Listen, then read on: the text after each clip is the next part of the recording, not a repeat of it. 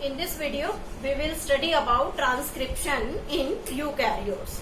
Last video में हमने transcription in prokaryotes study किया और वहां देखा कि prokaryotes में जो transcription है वो cytosol, it means cytoplasm के अंदर ही होता है because of the absence of the nuclear envelope in nucleus. So when we talk about the transcription in prokaryote and in eukaryote, what is the basic difference between these two? One major difference is the transcription in prokaryote is very simple and the transcription in eukaryote is a more complex process than the prokaryote. So we can write it is the more complex process. It is more complex process as we have studied in the prokaryote.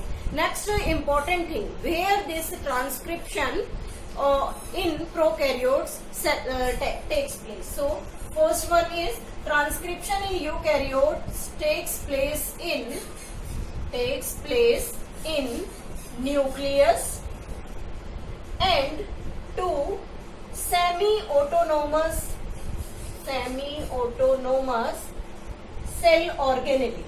cell organelle. ये हमने 11th class में study किया था.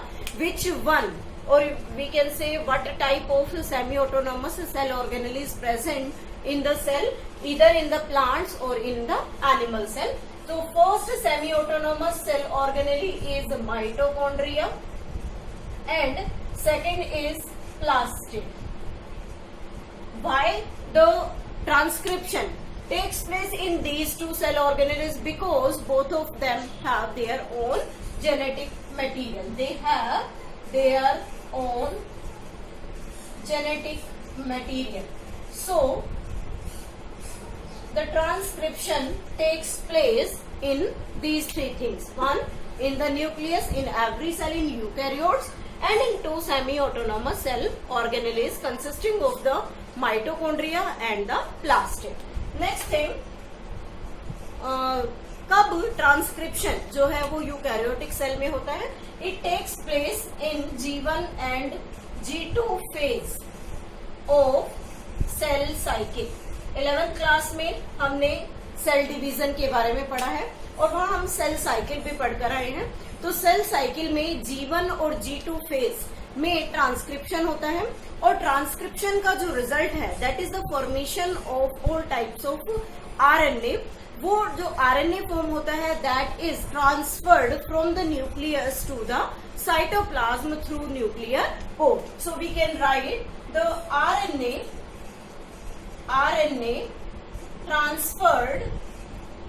transferred from nucleus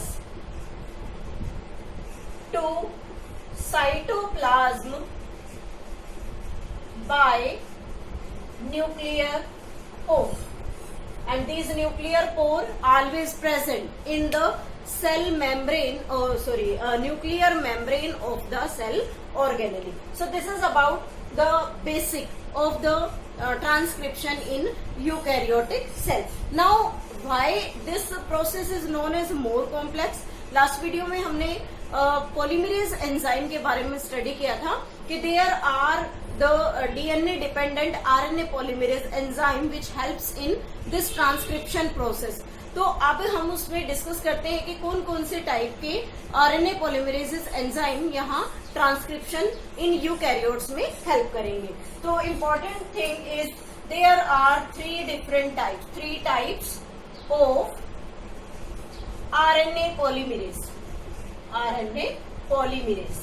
और हमने जब transcription in prokaryote पढ़ा तब हमने कहा था सिंगल एक ही टाइप का RNA polymerase transcription in prokaryotes continue करता है, लेकिन यहाँ पर 3 डिफरेंट टाइप के पॉलीमरेजेस हैं. So first is RNA polymerase first,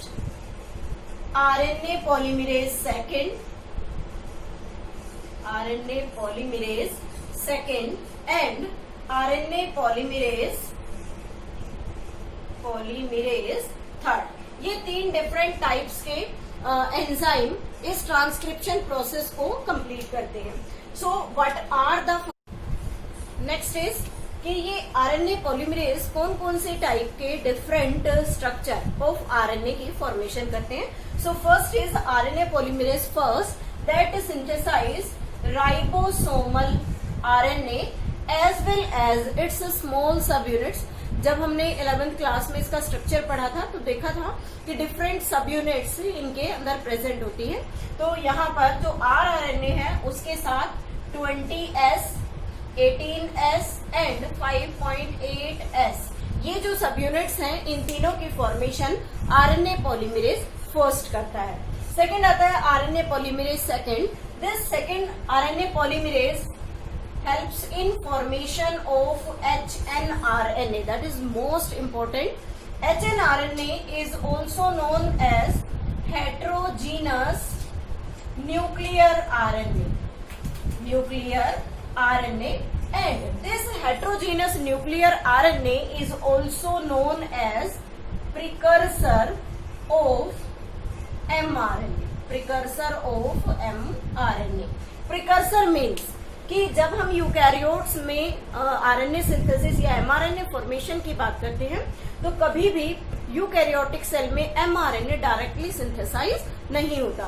तो डायरेक्टली ये ना सिंथेसाइज होकर क्या बनता है हमेशा hnRNA, and this hnRNA undergo processing, then it become fully mature and form the mRNA. So this hnRNA is known as the precursor of mRNA. Question पूछते हैं कि एमआरएनए के सिंथेसिस कौन सा एंजाइम करता है. तो you have to write the RNA polymerase 2, and if we ask the hnRNA is synthesized by which enzyme? So the further answer is RNA polymerase 2, because after the processing of this hnRNA it becomes the fully mature mRNA. Next thing, RNA polymerase 3, it helps in formation of tRNA.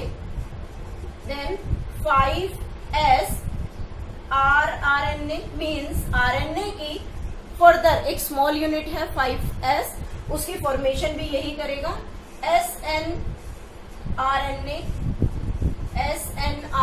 is small nuclear RNA. Small nuclear RNA means all these three forms are formed by this polymerase third. So these are three different types of enzyme which helps in the process of transcription in eukaryotes. So we can say that there are three different types of enzyme used for the synthesis of three different types of RNA. Hence it is known as more complex process. Next thing, what is the complexity nature in the transcription in eukaryote? Question पूछते हैं what are the two complexities of transcription in eukaryote? So first complexity is the three different types of RNAs are here. Next one is when we talk about the transcription process. जब हमने prokaryote में transcription पढ़ा तब हमने वहां study किया था कि जो ट्रांसक्रिप्शन है that have the three processes, initiation, elongation and termination. Same processes are there, but one is the major difference between these two transcription is first one we can say that जो transcription prokaryote में हुआ वहां हमने sigma factor की बात की थी, that helps in binding of RNA polymerase and helps in initiation of the transcription, but there is sigma factor absent. Sigma factor is absent means no initiation factor is there. कोई भी initiation factor यहाँ पर present नहीं होता और जो RNA polymerase है ये इंडिविजुअली अपना फंक्शन परफॉर्म करता है. नेक्स्ट मीन्स यहाँ पर जब ट्रांसक्रिप्शन के लिए सिग्मा फैक्टर नहीं है तो इनिशिएशन कौन में हेल्प करेगा? Transcription factors, and these transcription factors are certain kinds of protein. These helps in initiation of transcription. ये ट्रांसक्रिप्शन को इनिशिएट करने में हेल्प करते हैं.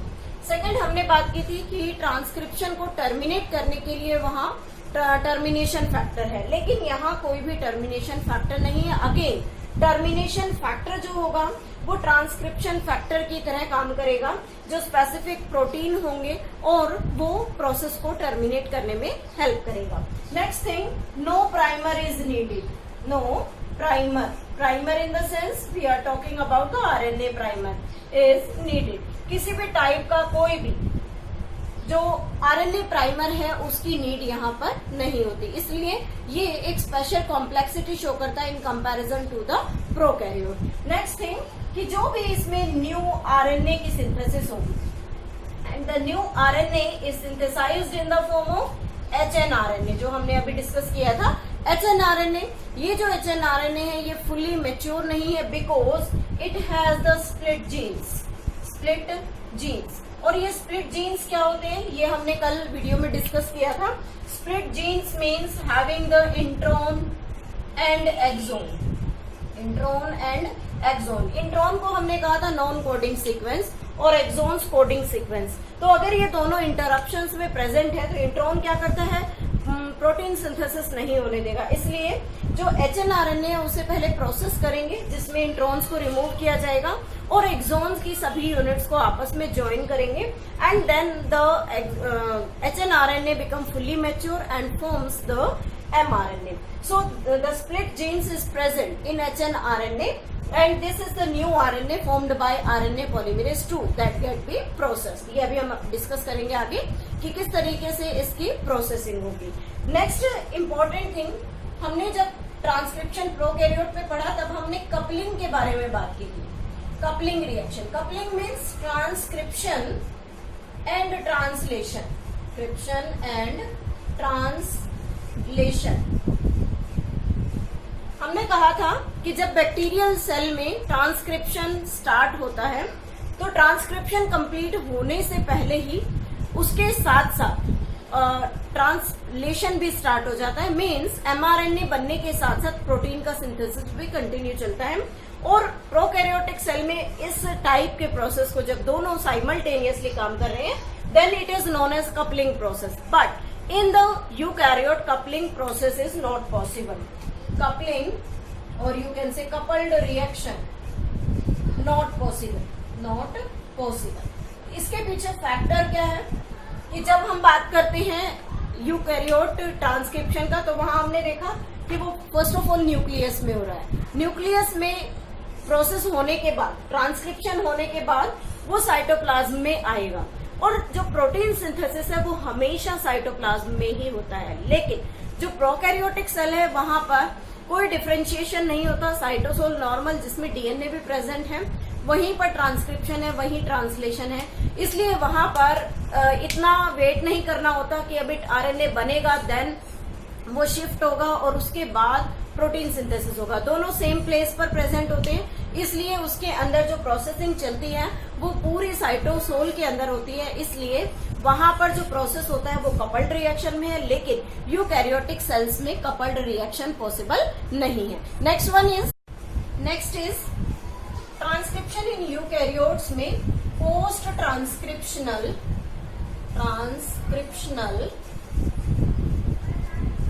प्रोसेस मीन्स एक ट्रांसक्रिप्शन हुआ तो उस ट्रांसक्रिप्शन का रिजल्ट यहाँ क्या है, एचएनआरएनए, लेकिन हमें क्या चाहिए, एमआरएनए। तो इस एचएनआरएनए से एमआरएनए बनने तक का जो प्रोसेस है उसे हम क्या कहेंगे, पोस्ट ट्रांसक्रिप्शनल प्रोसेस, जिसमें सर्टेन चेंजेस होंगे। देखते हैं कि वो चेंजेस क्या हैं। तो सबसे पहले एक बेसिक डायग्राम ट्रांसक्रिप्शन का देख लेते हैं।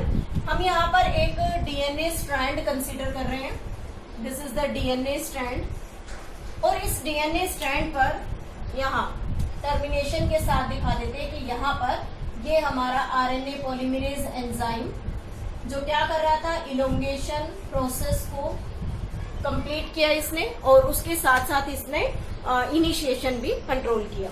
तो जैसे ही आरएनए पॉलीमरेज बिल्कुल टर्मिनेशन एंड पर पहुंचता है तो रिजल्ट क्या निकलता है कि इसके साथ एक लेंथ कंप्लीट आरएनए की तैयार हो गई। तो ये जो हमारे पास आरएनए है it is known as hnRNA. इसे हम एचएनआरएनए क्यों कह रहे हैं, क्योंकि इसके अंदर स्मॉल स्ट्रेचेस स्प्लिट जीन्स के प्रेजेंट हैं। हम यहाँ पर इसको थोड़ा डिफरेंट दिखा देते हैं कि यहाँ मैं रेड और ब्लू कलर से शो कर रही हूँ कि two different types of the stretches are there. So this blue stretch is known as intron and this red stretch is known as the exon. इस टाइप का जो आरएनए है वो यहाँ प्रिपेयर हुआ. पोलैरिटी क्या रहेगी 5' से 3' एंड. वाई? क्योंकि न्यू सिंथेसिस आरएनए का हमेशा 5' से 3' एंड की तरफ न्यू सिंथेसिस में होगा.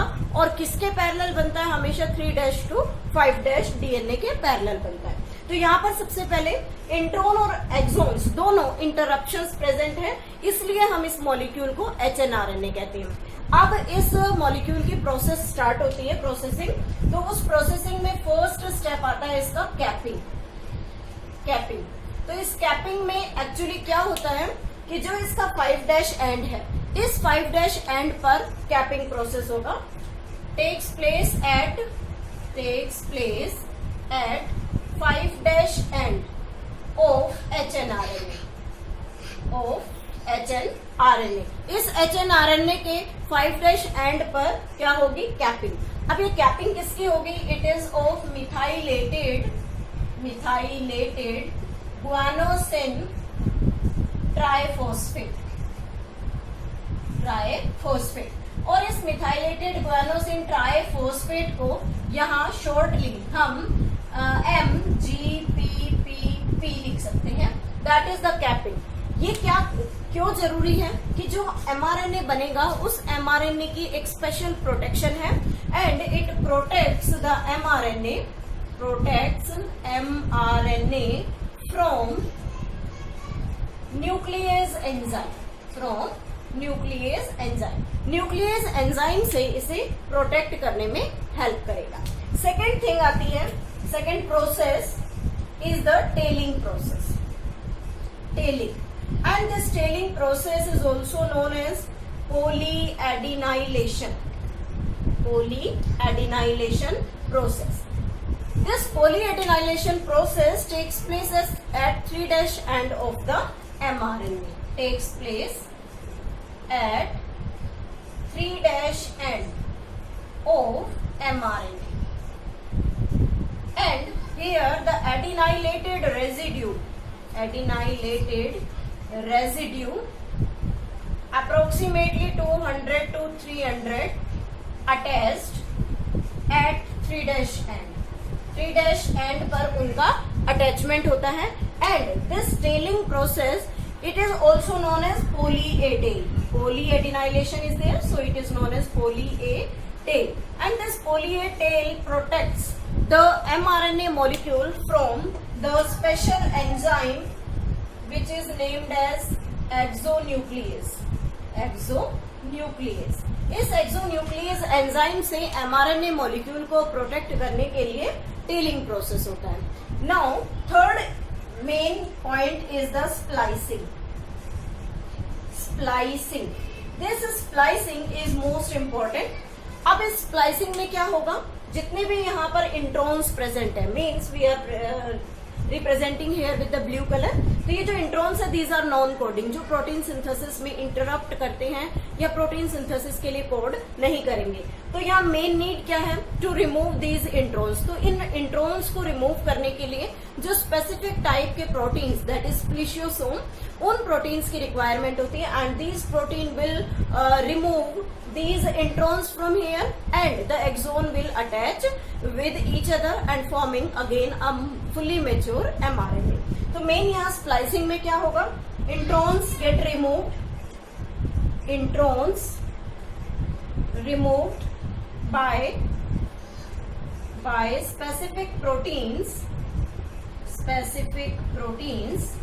and these proteins are known as splichiosomes. These splichiosomes always occur in eukaryotic cell. तो ये जो स्प्लिशियोसोम है ये क्या करेगा? इंट्रॉन्स को रिमूव करेगा एंड एक्सोन गेट अटैच्ड. और एक्सोन वापस से अटैच होंगे attached bye enzyme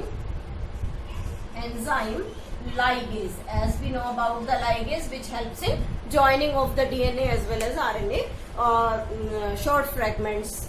So this splicing means introns are removed by specific protein that is known as spliceosome, and exon again get attached by the enzyme, and after this process hnRNA become changed into mRNA, और ये mRNA जो होगा it helps in the coding of the protein synthesis. इसके पास proper coding sequence होगा जिसे ये क्या करेगा, प्रोटीन सिंथेसिस में ट्रांसलेशन के प्रोसेस में हेल्प करेगा.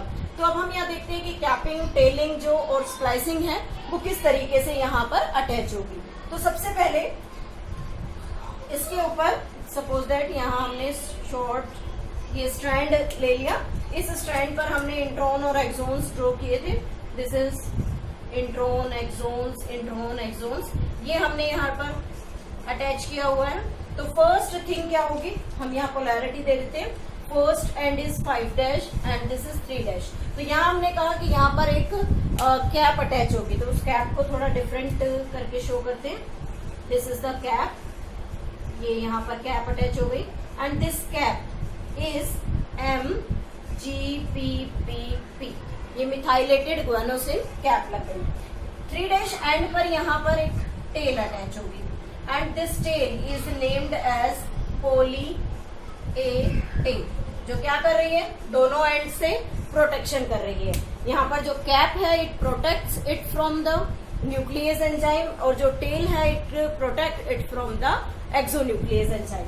अब बचे बीच में ये इंट्रॉन्स. तो इन इंट्रॉन्स को रिमूव करने के लिए स्पेसिफिक जो स्ट्रक्चर्स हैं, स्पेसिफिक प्रोटीन्स यहाँ पर रिक्वायर्ड है, and these specific spliceosome will remove all these introns from here, and the ligase enzyme again joins these exon molecules. So जब ये स्प्लिशियोसोम यहाँ वर्क करेंगे तो हमारे पास क्या मिलेगा, जो हमारा एक्सोन पार्ट है, this exon part get attached having the cap like structure. This is the cap MGPPP, this is 5' end, और यहाँ पर इस पर टेल होगी 3' एंड, जिसे हम क्या कहेंगे, पोली ए टेल.